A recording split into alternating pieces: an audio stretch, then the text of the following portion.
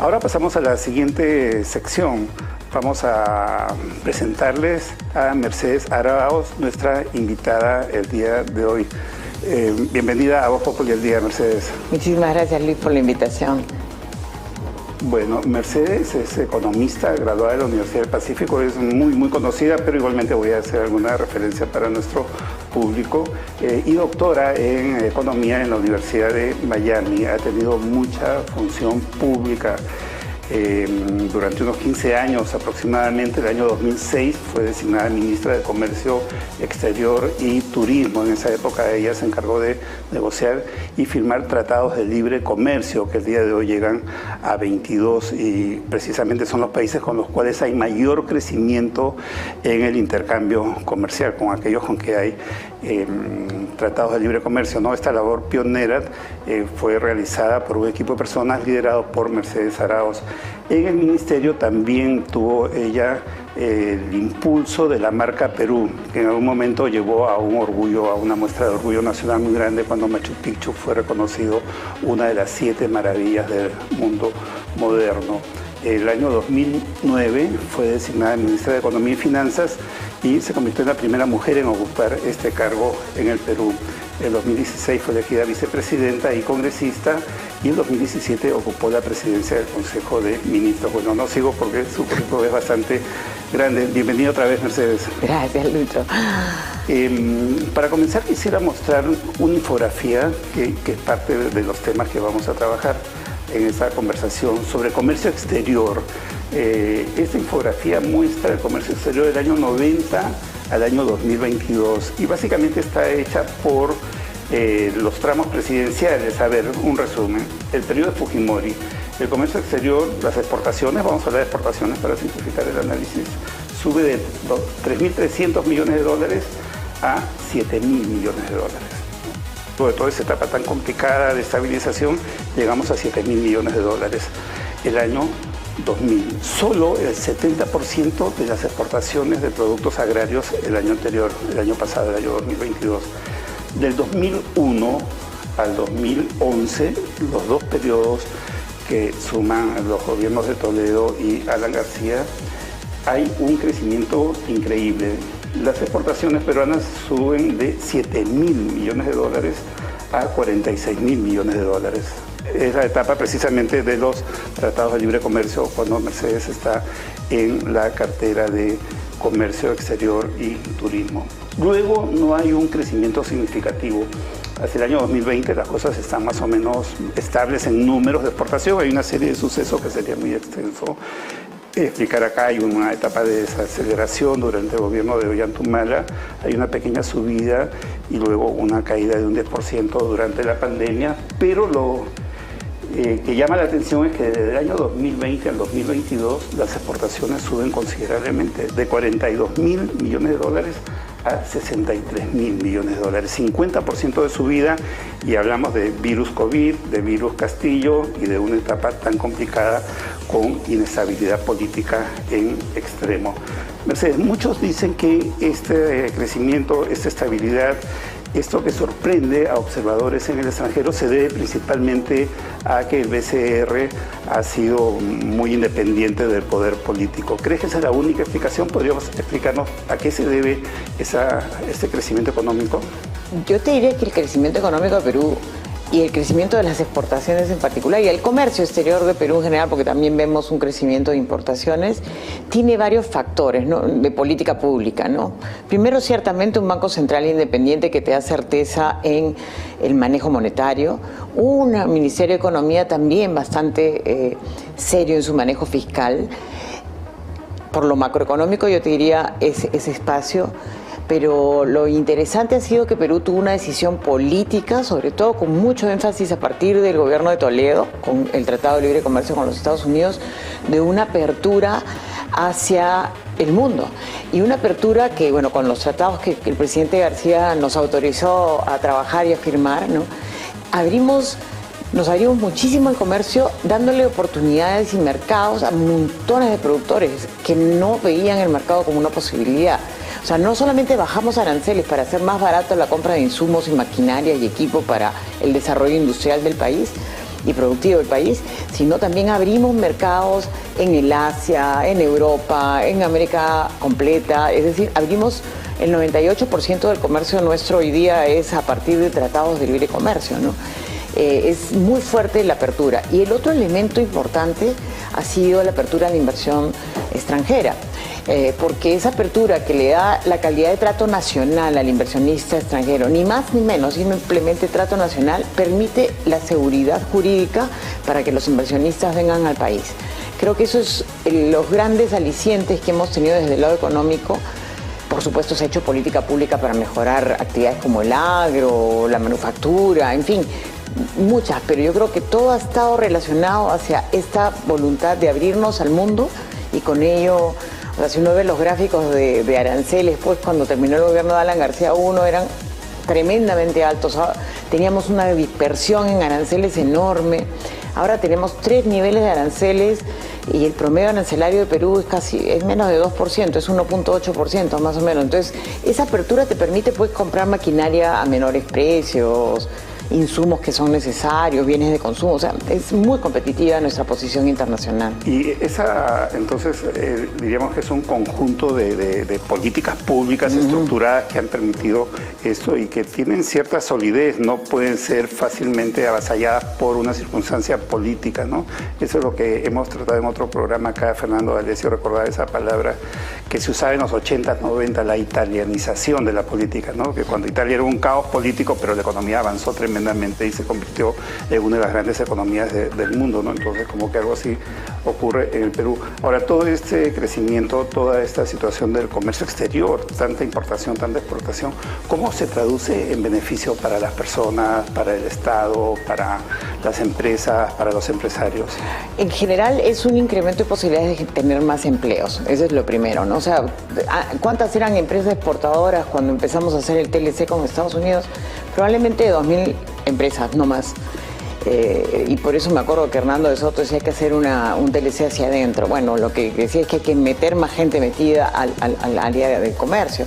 Hoy día tenemos por lo menos 10 veces más empresas en el comercio internacional, de todos los tamaños además. Por ejemplo, en el tema agrícola, tú vas a ver empresas exportadoras que tienen muchos hectariajes de tierra, pero también tienes pequeños productores de 10 hectáreas que en asociación se pueden vender paltas o mandarinas, trabajan de manera asociativa y pueden llegar a mercados de los más extraños. Tú vas al Asia, a algún país así como Malasia y vas a encontrar productos nuestros, ¿no? Y vas a ver empresas peruanas que se han expandido, no solamente se han quedado dentro del país, sino también han comenzado a ser multilatinas, le llamamos, ¿no? Ya son multinacionales peruanas como AG Group o el Grupo Romero, o sea, que han llegado a espacios internacionales para vender productos peruanos desde el Perú en el exterior. Entonces, aumentan nuestras posibilidades de llegar a múltiples mercados, generando empleo de calidad formal, que es lo más importante, no es porque si vas a exportar, tú no vas a exportar dentro de la informalidad, ¿no? Entonces es un paso muy grande el que hemos dado de generación de empleo, con lo que beneficias a muchas familias, porque como tú dijiste, de un empleo directo siempre hay por lo menos 2 o 3 trabajos adicionales que se generan de manera indirecta, ¿no? Ahora, en lo que menciona Mercedes, creo que hay algo fundamental también para el pequeño productor.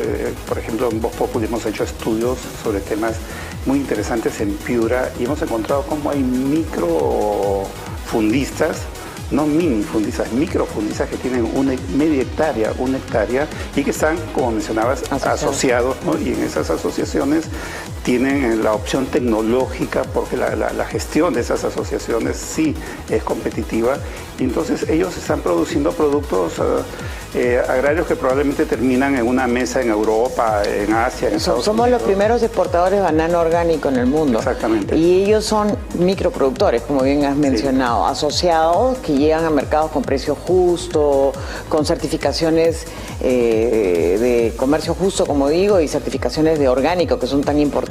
Sí. O sea, es que han demostrado, le han ganado a los que eso es lo interesante, llegan directamente, no tienen que pasar por comercializadores que se llevan la mayor parte de la torta. Ellos directamente llegan a los mercados, claro, a los compradores, sí, recuerdo, por esa asociatividad. En Piura hay una asociación que se llama Copivo, es un comité de productores de banano orgánico que tiene una tecnología altísima y pueden exportar de acuerdo a estándares internacionales. Y muchos son muy pequeños productores, pero están y con la incorporación de muchas mujeres en el comercio, que es algo bien interesante. Antes no, cuando estábamos exportando, digamos, azúcar, ¿no? Interesante, el azúcar es una industria importante para el país, pero ahí eran mayormente hombres. Ahora, en el mundo agropecuario, de las frutas y las verduras y las legumbres, hay muchas más mujeres participando en el mercado. Y preservamos además nuestra agrobiodiversidad, porque hoy día ya comienza a demandarse productos como la maca, productos como el sachainchi, o sea, lo que llamamos los superfoods, es decir, alimentos que son originarios de Perú, que tienen una tradición culinaria propia y que llegan al mundo porque la gente los aprecia porque tienen propiedades pues alimenticias que pocos alimentos tienen, ¿no? Sí, Perú tiene mucha capacidad en eso, ¿no? Producción de productos orgánicos, el café orgánico, por ejemplo. Tenemos café orgánico, premios cacao también. O ver la uva, como el año pasado Perú se convirtió en el primer exportador del mundo de uva fresca con 1.300 millones de dólares de exportación. O sea, y solo se producía uva de mesa y uva de vinos en el sur del Perú. Hoy día ya estamos hablando de uvas que van desde el Piura hasta Tacna, o sea, estamos hablando de un nivel de producción muy interesante, inesperado para lo que era el norte del Perú, ganándole a través de riego sistematizado, ganándole al arenal el espacio. Yo he visto cultivos de uva en el norte interesantísimos porque hacen un ciclo completo del manejo del agua, o sea, hay una economía circular muy bien planteada, donde usan el agua para langostinos y después pasa por la uva y vuelven a reciclar el agua y se preserva, o sea, no se gasta ni se desperdicia. Entonces, es alta tecnología aplicada a una agricultura moderna y de calidad, ¿no? Y que va generando muchísimo empleo, ¿no? Digamos, 20 a 30 años de políticas públicas que han conducido a eso. ¿Qué hacer para evitar que esto se caiga en la actual coyuntura de inestabilidad política, Mercedes? Es el momento de hacer políticas públicas. Yo lo comentaba hace poco en otro medio de comunicación. Si nos metemos a hacer reformas como las que nos pide la OCDE de mejora de la calidad de la gestión pública, estoy segura que podemos tener las mejores políticas públicas para promover el desarrollo agrícola, para promover el desarrollo minero, que, Dios mío, no podemos negarnos de que somos un país minero con una gran oportunidad de formal, de desarrollar sobre la base de eso, generar más retornos en términos de divisas y con ello generar mayor bienestar a la población, porque podemos generar impuestos que pueden ir hacia lo que hablábamos, ¿no? Tener mejores servicios públicos para la población, agua, saneamiento, internet, vivienda de calidad. O sea, podríamos estar realmente involucrándonos en un desarrollo más integral si usamos la exportación como palanca, ¿no? Ahora, eso también nos lleva al tema de la formalización. Si hablamos de minería informal, yo preferiría hablar de minería ilegal, un pequeño matiz en la diferencia no solo semántica de ambas palabras, ¿no? Por un lado. Por otro lado, Fernando Sillonis la semana pasada decía en este programa que no hay que estar tranquilos, contentos ni festejar ese 2 a 3% de crecimiento cuando Perú, aún en las actuales circunstancias, podría estar creciendo 6, 7, 8%, ¿no? ¿Crees que es momento de hacer una reducción de impuestos para promover un mayor crecimiento, más inversiones y reducir la informalidad? Yo creo que el tema no va por bajar impuestos. Más bien lo que hay es cobrar más impuestos a través de llegar a actividades productivas que no tienen. ¿Y cómo hacemos eso? Hay que reducirle una cantidad de barreras al desarrollo empresarial. O sea, las empresas están atomizadas, muy chiquitas, porque una vez que ya pasas las 20 personas, que es el tamaño de una pequeña empresa, miren todos los castigos, todas las persecuciones de la SUNAFIL, de la misma SUNAT.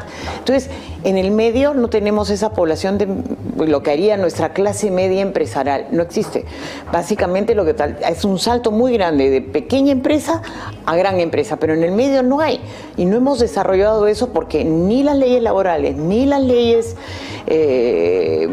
tributarias ayudan a fomentar ese desarrollo. Y hay otros elementos como barreras burocráticas que, bueno, la Secretaría de Gestión Pública ha hecho un esfuerzo, por ejemplo, para mejorar la evaluación de impacto regulatorio de muchas leyes y normas que aparecen que no tienen ningún sentido y que hacen la vida imposible al desarrollo productivo, ¿no? En otras palabras, terminar con las barreras, enfrentar las barreras, derrotar las barreras que se dan a todo nivel, a ¿no? todo en nivel. Los municipios, en los ministerios, en el Congreso, etcétera, ¿no?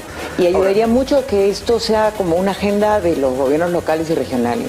O sea, existe el Plan Estratégico Regional Exportador que se va a actualizar, yo creo, este año o el próximo año. Es fundamental que ese plan actualizado incorpore estos criterios de una cultura de desarrollo productivo y exportador íntegramente, y que esto se vaya también a presupuestos, obviamente, para mejorar la calidad de las exportaciones regionales, ¿no? Poniendo un matiz a los temas que estamos tratando, Mercedes, se está hablando mucho, o comienza a hablarse del tema de la inversión china. Perú tiene hoy en día, podríamos decir, una fuerte relación comercial con China. El 30% del comercio internacional es con China, sumando importaciones y exportaciones. El 48% del cobre va a China. China está comprando puertos, centros de producción eléctrica, mineras, un descuido se pueden comprar Palacio de Gobierno, etcétera, ¿no?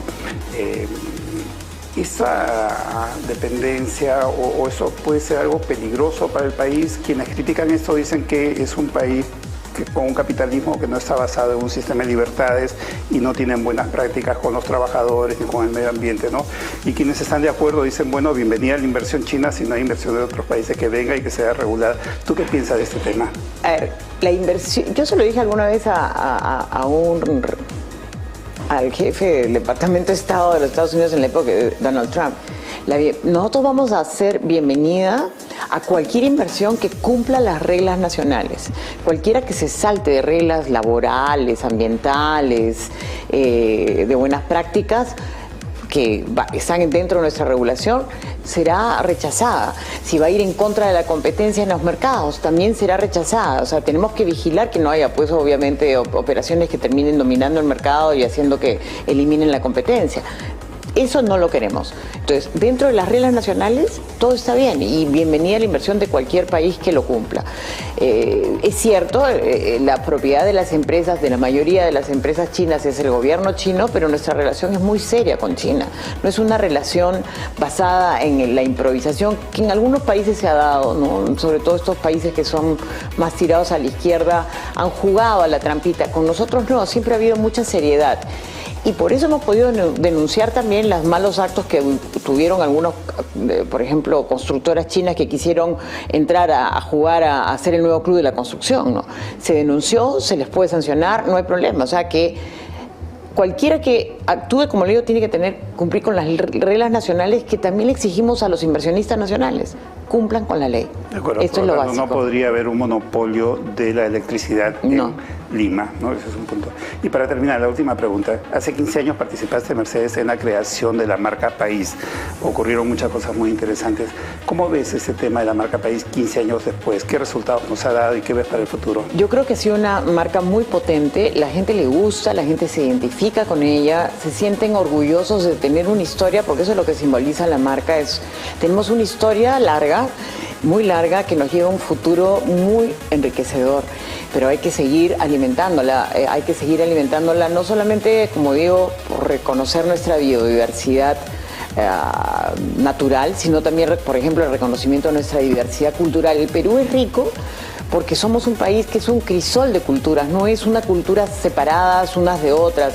O sea, ser aymara, ser quechua, ser aguajún, debe ser un orgullo de nosotros, que tengamos esa posibilidad de compartir culturas tan ricas que dan mucho a nuestra sociedad, desde alimentos hasta tradiciones que son muy valiosas y que hacen a nuestro país muy atractivo. Entonces yo creo que reconociéndonos en esa calidad podemos potenciar esa marca país, promoviendo el turismo, no dañándolo, como ha sucedido con estas convulsiones sociales. Es inaceptable que te hagan el daño que han hecho al Cusco o a Puno, donde están realmente hoy día tratando de recuperarse pequeñas empresas que promueven el turismo local, por ejemplo, pero con la violencia no conviven, ¿no? Entonces hay que volver a recuperar ese espacio y recomendarle a los pobladores de Puno que sí, todo el derecho a la protesta es válida, pero no le hagan daño a sus compañeros, a sus amigos que son